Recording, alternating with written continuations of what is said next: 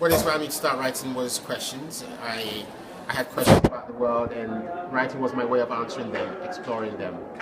But also because I was a reader, I suppose that triggered more questions. So reading inspired me to write.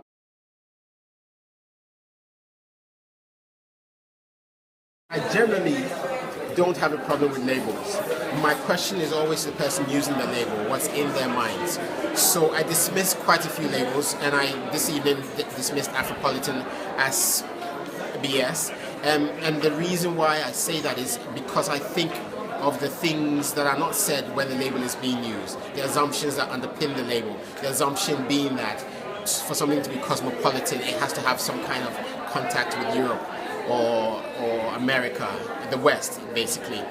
And I reject that because I think that Africa as a unit, and even if you boil it down to the countries like Ghana, have always been incredibly cosmopolitan in trading, in sharing language, in sharing influences.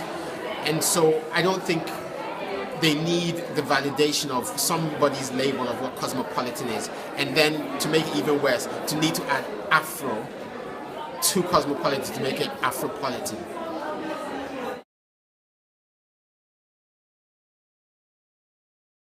I'm a bit more patient because I realize that there's a difficulty for people to imagine in as much detail as those of us who grew up on the continent can, the intricacies of the continent. And I also know that in the past, for instance, Eastern European literature used to be labeled until a great emergence. So I think one of the things that needs to happen is that we just need to keep writing the right more. So for the moment, I think that the label is useful sometimes, and I don't believe that it will serve us greatly outside in the diaspora to have a particular sort of Ghana rights or Liberia rights, because you might not find enough people to represent.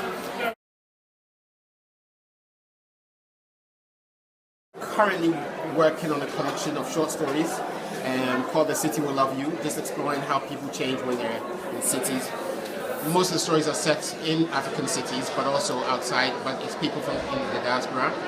And then in a novel, on a novel as well, which is set on a fictional Caribbean island where they speak Spanish. I like using locations that don't exist, because part of my project and why I tell people to write crooked is to subvert all the time the expectations of people, while continually raising the bar for creativity from the continent.